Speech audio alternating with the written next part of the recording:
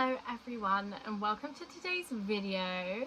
Today I'm doing a book haul because I went a little bit crazy in July and bought a load of books instead of facing my problems, which is fun but financially damaging. So the majority of the ones I got today are from The Works, which, if you don't know, is a UK based shop that just sells like really discount books. They're really cheap, and if I remember the prices, I will let you know as I go, and if not, I'm really sorry. And on that note, I'm also very sorry if you can hear the fan I currently have on. It is swelteringly hot today, and I'm not built for the heat. I am very much a winter kind of girl, so I'm struggling. This is not my kind of weather in the slightest. So, getting into this, I got the Queen's Cove series by Stephanie Archer, which she has become one of my favourite authors this year. I've read The Fake Out, Behind the Net and That Kind of Guy, which was the first book in this series, and I don't know anything else about this series other than it's written by Stephanie Archer, and I think it's a small town romance kind of thing. So we have got The Wrong Mr. Right, we have got Thin Roads Forever, and we have got In Your Dreams, Holden Roads. So it's like a family thing. I think they're all brothers, which is pretty common in series, I find now. So I'm thoroughly looking forward to these. These were £3.50 each, so I think they were £12 total, if my maths is right. No, that can't be right. They were very cheap. I can't be asked to do the maths, sorry, my brain is not functioning right now. And I did buy the first one on Amazon and read that first, and then I went out and bought the rest of these because my local Works doesn't stock anything. Like, it's completely barren, so I have to go a little bit further if I want to get books from there. But I happened to be in the area and found these, so I was over the moon. Then next I have got another series, or continuation of a series that I actually haven't started yet, but I plan to in August. So I got Powerful and Reckless by Lauren Roberts. Really bad with names. How many times can I mention that on this channel? Again, I don't know anything about this series other than it's a fantasy and Sarah Caroli loves it. So I trust Sarah Caroli. Everyone seems to love it, actually. I trust everyone.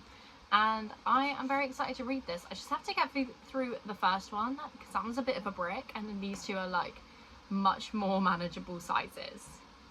So I'm going to pile the books up here, so if they fall over, no they don't. Then, what do I do next? The next one I got is also part of a series, the Salinger Brothers. I don't know how to pronounce it, but this one I don't see anyone talk about. Is by Carrie Elks, and I have read the first 4 in this series and loved them. They're very quick to get through. They're all on Kindle Unlimited as far as I know. That's what I read them. And again, it follows like a family. It's a brothers thing. So I don't actually know the premise of this one. Can I find it out? Oh, the first line says, enemies to lovers and forced proximity collide in this sizzling romance comedy set on a lush tropical island. So clearly this is the right time of year to read this.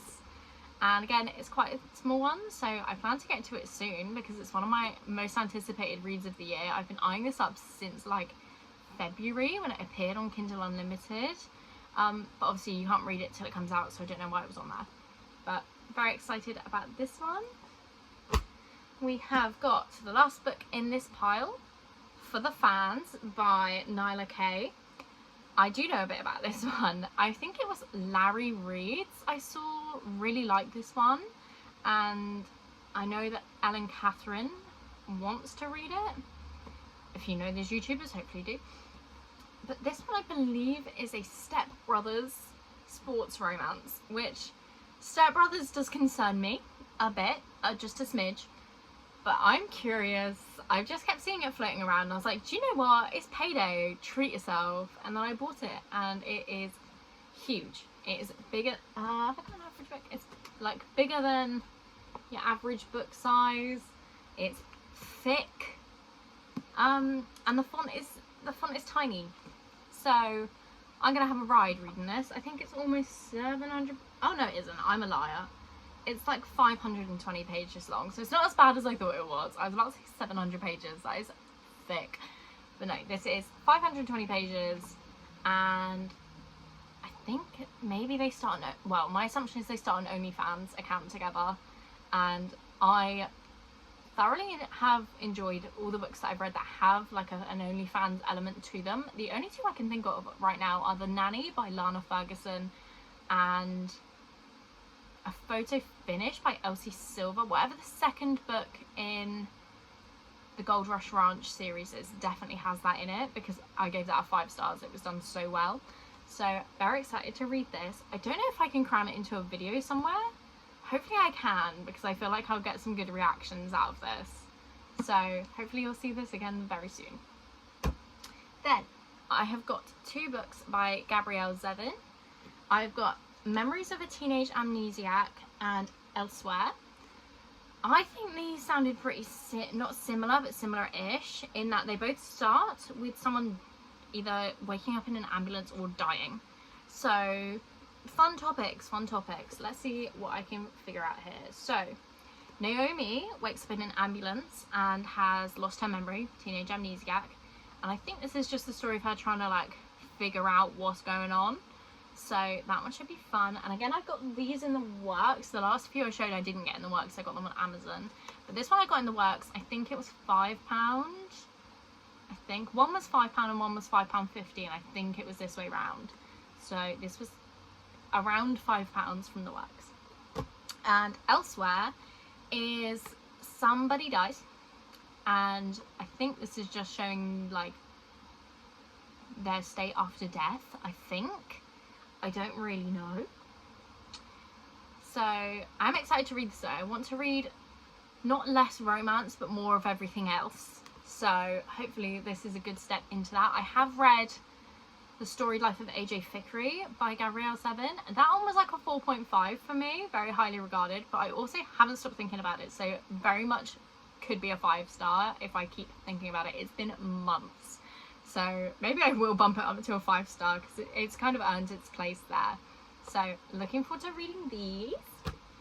Then I got, again from the works, 2 Tessa Bailey books. I got Fangirl Down and The Au Pair Affair. This one I think is a new release, but they're like a little duology, little series coming out. I don't know much about either of these either, I won't lie. This one is a golf romance with the touch her and I'll kill you trope, which everyone ripped this to shreds because how? He's a golfer, what's he gonna do?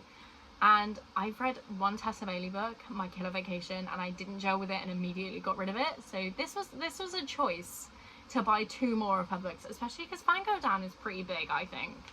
Like, it's almost 400 pages, I think, ish.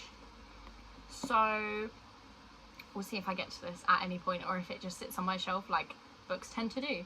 And I think this was around £4.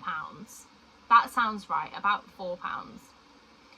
So, and again, The Au Pair Affair, don't know much, we'll assume it's a hockey romance.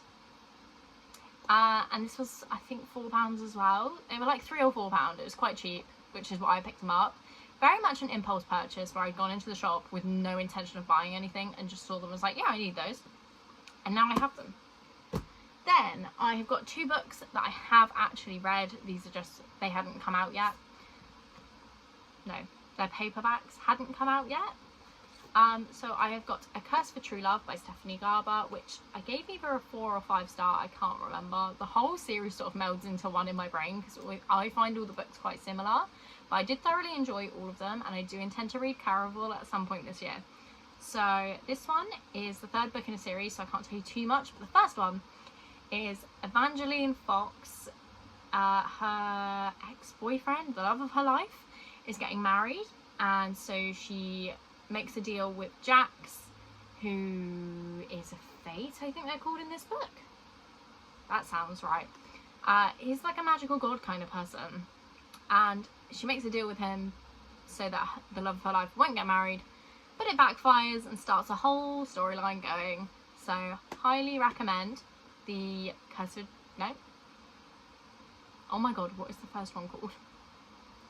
I can't remember what the first one's called, but this is a great series and I do recommend it. Very easy to read, very easy to follow. yeah, people say it's very juvenile. I've heard people call it, like it's written for a younger audience, but I don't think it is. I think it's just like a fun fantasy, and I don't read fantasy often, so high praise coming from me. Then I have got one of my favourite books, and I have mentioned it already in this video, A Photo Finish by Elsie Silver, 5 stars across the board. This is obviously very similar to Chestnut Springs. This is its predecessor, and I just love it. We love a cowboy themed romance. This is set on a ranch, and is it Violet Eaton, so the sister of all the characters from Chestnut Springs, and where is his name? I don't know where his name is. That's not showing very well. Let me see if I can find it. Cole, I think his name is the love interest, and he's very like Grumpy Sunshine vibes. He's Grumpy Sunshine. So I just love this book. Please read it and then come back and tell me if you also loved it, because this is possibly one of my favorites I've read this year. This and A False Start, which is the 4th book, and Ready or Not by Cara Bastone are my top 3 this year, definitively. And finally, I've got 2 Sarah Adams books. I've heard so many people rave about these, so I needed to pick them up. I don't know which order they go in. I think it's When in Rome and then Practice Makes Perfect. So When in Rome is a pop star gets stranded in a small town and sort of starts falling for this baker. And I think it's The Bodyguard and a florist. I might have made that up. I think it's The Bodyguard and a florist, like set in the same town, same like universe. They're a duology. We love it. And again, these are really small and quick to get through, so hopefully I can get to them in August, because I have a treat planned for August that needs small books. So that was my haul, and very quickly in the end, I do want to add, I finally got a case for my Kindle, and I decked it out. I've now got a pop socket, just a cute little sage green with a heart, and some Harry Potter stickers, because I am a big Harry Potter girly. I can just about see the Marauders map in the background. I've got like all the wands for the Marauders on it, and you can't see this, but I also have a mirror of Erised, a stack of Harry Potter books, a shelf of Harry Potter books, some ones from Fantastic Beasts, and just a bunch of random collector's pieces. So maybe at some point I'll give you a tour of my Harry Potter merch if anyone wants to see that, because I love it. I don't support the author, not a fan of her or her views, but I do love Harry Potter as a series, and I try to get things secondhand where I can so that she doesn't make a profit on anything that I purchase. So on that note, this is the end of the haul. Let's count how many books I bought. 1, 2, 3, 4, 5, 6, 7, 8, 9, 10, 11, 12, 13, 14, 15. I got 15 books. I know I have one more on the way, but it's not going to arrive for a few days, and I needed to film this now. Otherwise, I would just never get around to it. So I got 15 books, a case of my Kindle, some stickers and a pop socket. Happy days. I'll see you next week.